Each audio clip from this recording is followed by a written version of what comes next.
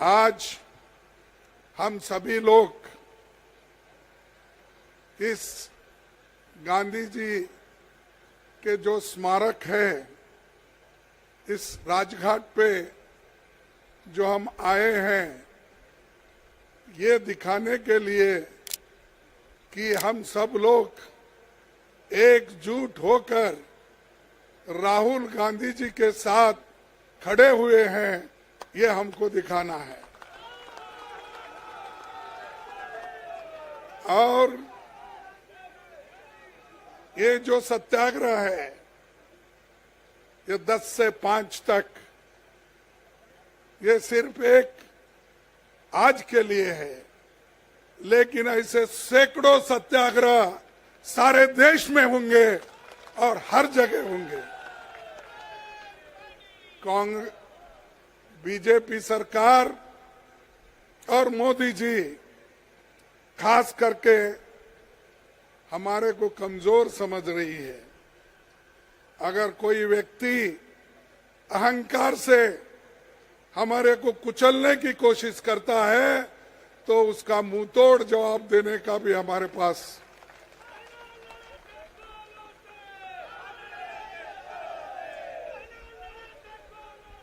एक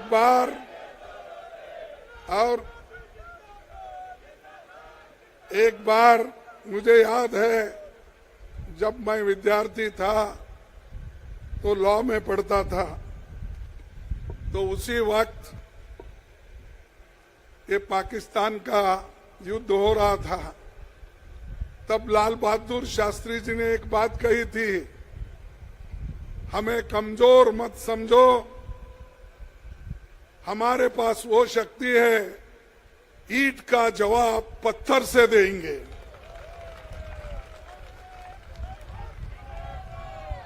तो हमको अगर कोई कोशिश करता है, सत्य बोलने से रोक सकता है, प्रामाणिकता से चलने के लिए हमको कोई आड़ा आता है, और देश को बचाने के लिए, आजादी को बचाने के लिए, डेमोक्रेसी को बचाने के लिए, संविधान को बचाने के लिए, फ्रीडम ऑफ स्पीच और एक्सप्रेशन को बचाने के लिए जो कुछ भी कुर्बानी देना है, हम देते रहेंगे, लड़ते रहेंगे, उसकी रक्षा करेंगे।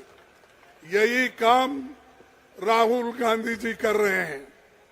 किनके खिलाफ लड़ रहे हैं? जो भ्रष्टाचारी है, जो इस देश के थोड़ा सुनो, सुन के जाके अपने गांव में बोलो। देखिए, राहुल जी किसके लिए लड़ रहे हैं? इस देश के जनता के लिए लड़ रहे हैं, आपके लिए लड़ रहे हैं, हमारे लिए लड़ रहे हैं, महिलाओं के लिए लड़ रहे हैं, युवाओं के लिए लड़ रहे हैं, जिनको एम्प्लॉयमेंट नहीं, एम्प्लॉयमेंट दिलाने के लिए लड़ रहे हैं। आज कीमतें इतने ऊपर चले गए, उसको नीचे लाने के लिए, लोगों के जीवन को अच्छा करने के लिए वो लड़ रहे हैं, और उनके ऊपर आप केस करते हो। अरे कोलार में जो बात हो गई वो चुनाव में थी, और वही का किसी को ठेस पहुंचाने की बात नहीं थी, लेकिन इन्होंने कोलार जो हमारे कर्नाटक में है, वहां का केस सूरत में लाते हैं। आपकी मंशा क्या है? अगर कोई घटना होती है, उसी स्टेट में करना चाहिए था। अगर आप में हिम्मत होता तो वो कर्नाटक में वो केस करके दिखाना था, लेकिन आप कहां पर लाए? सूरत में लाए। और ये सूरत में आप लाए, सूरत में लाकर केस रजिस्टर करके बार बार राहुल जी को बुलाए, उनकी बात सुने, उन्होंने कुछ किसी के खिलाफ नहीं बोले, और कोई ऐसा डिफेमेशन केस नहीं होने वाला था, लेकिन इनको राहुल जी का मुंह बंद करना है। सत्य हैं और लोगों के लिए रखते हैं। वो चाहते हैं अगर राहुल जी का मुंह बंद कर दिए तो ऑटोमेटिक कांग्रेस खत्म होगी। कांग्रेस ये उनके विचार है,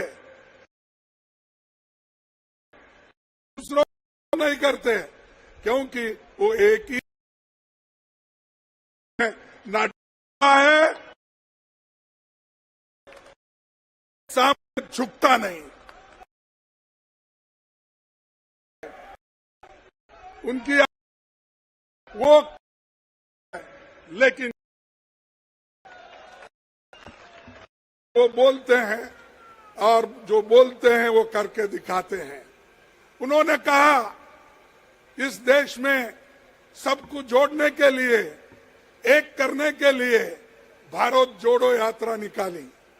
कन्याकुमारी से लेकर कश्मीर तक 4000 किलोमीटर व्यक्ति ने हिंदुस्तान में पैदा किया, जो सारे लोग जुड़ गए, लाखों लोग जुड़ गए, करोड़ों लोग बारिश में आए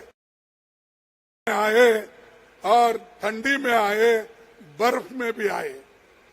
ये एक व्यक्ति ने किया और उसको करोड़ों लोगों ने जोड़ा।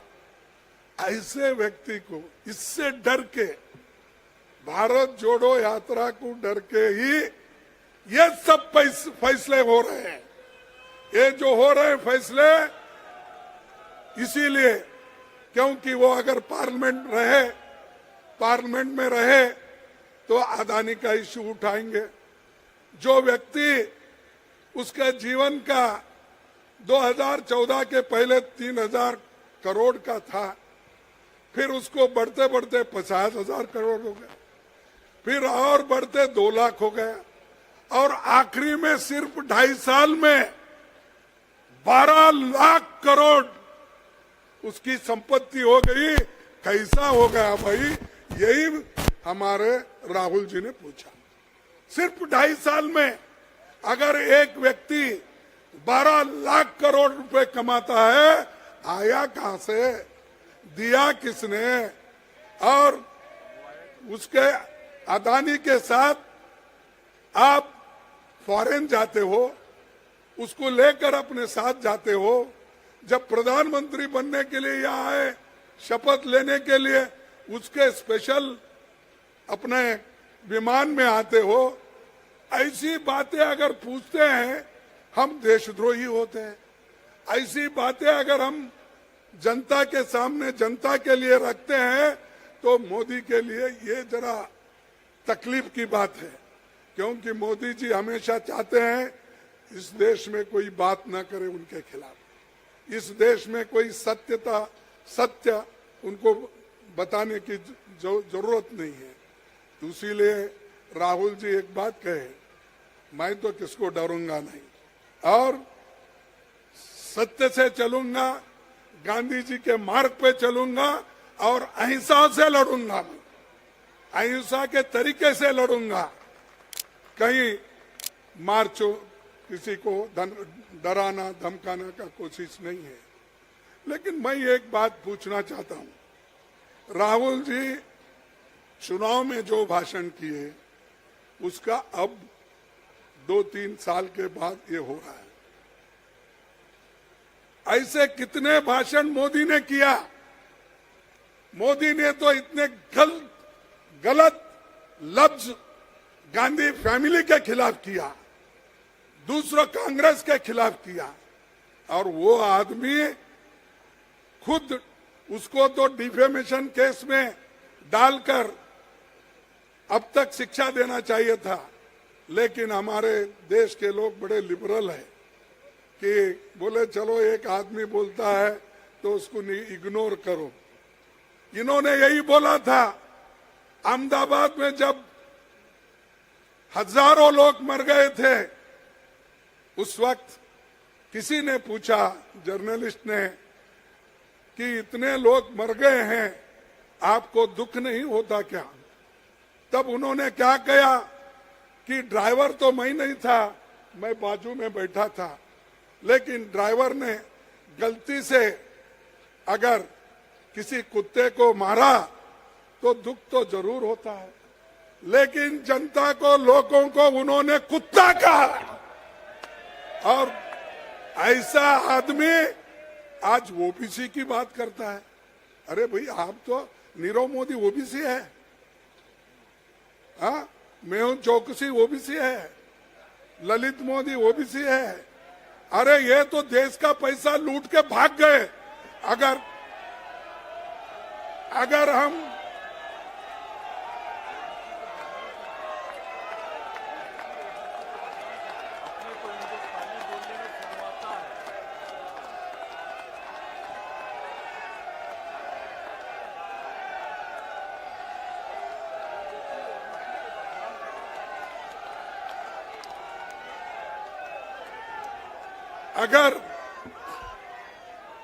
अगर ये भगोड़े हैं और भगोड़ों को बोले तो आपको क्यों दर्द होता है?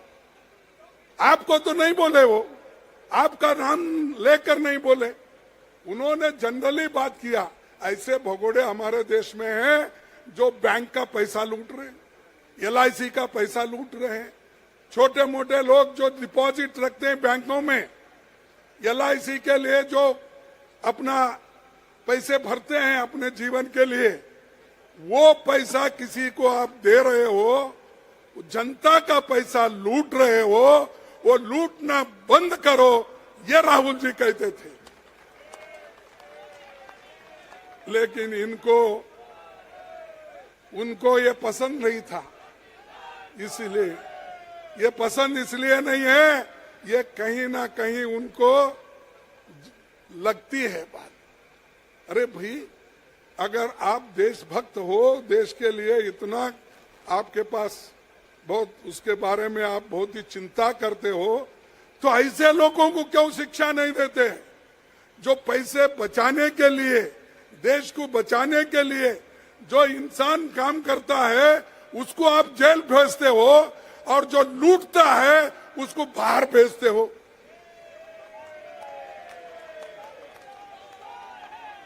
तो इसलिए भाइयों, सिर्फ हम लोगों के लिए नहीं, सारे देश के लिए और सारे देश में डेमोक्रेसी कायम रखने के लिए, लोकतंत्र कायम रखने के लिए हमको लड़ना है। मुझे खुशी इस बात की है ये तो बोला था।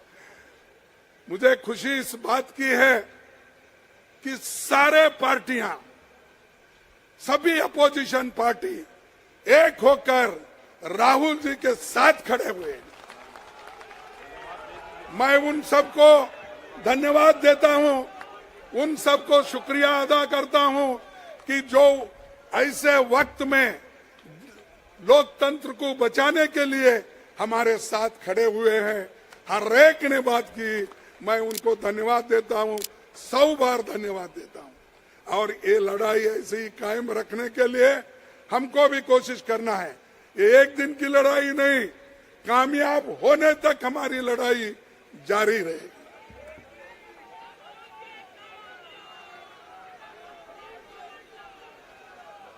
तो हमने एक बार ये बात कही थी, कल फिर मेरे बारे में मोदी जी ने जाके कर्नाटक में कुछ कहा है, लेकिन मैं उसका उत्तर यहां नहीं देता, फिर कर्नाटक में जाके ही दूंगा। लेकिन मोदी जी और शाह, ये ईडी वाले हैं, सीबीआई वाले हैं, इनको तो जनता से डेमोक्रेटिक तरीके से लड़ना नहीं आता, वो दबा के सबको कुचल के लड़ना चाहते हैं। तो मैं एक बात कहूंगा, खूब करो मोदी जी कोशिश हमें मिट्टी में दबाने की, खूब करो मोदी जी हमें मिट्टी में दबाने की, लेकिन आपको नहीं मालूम हम बीज है, बार बार उगते रहते हैं।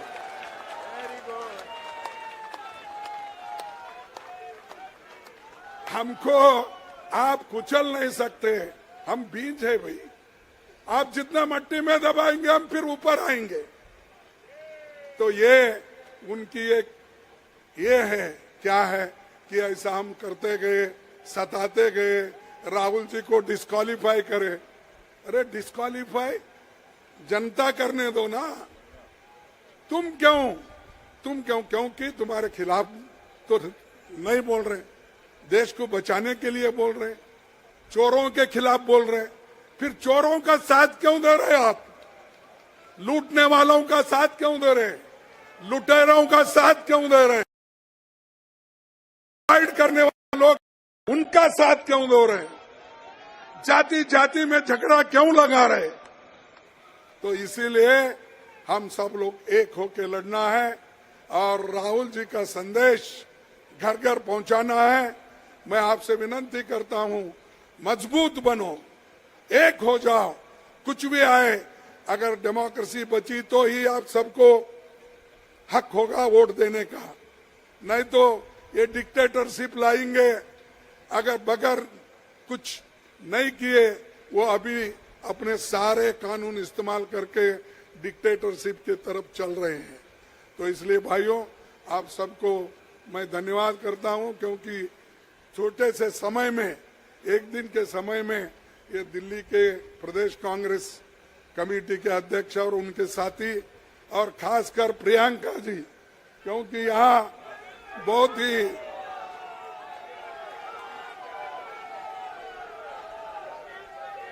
तो उनके कॉन्स्टिट्यूंसी, उनके प्रदेश के, उत्तर प्रदेश के भी लोग बहुत आए हैं और सभी लोग मैं देख रहा हूं यहां से कोने तक लोग लगे हैं, यहां से कोने तक लगे हैं। आप पीछे मोड़ के देखिए, तो ये जोश लोगों में है, इसको कायम रखना चाहिए। इतना कहते हुए मेरे भाषण को समाप्त करता हूं। जय हिंद, जय कांग्रेस। मैं बोलूंगा जय हिंद, आप बोलिए जय हिंद।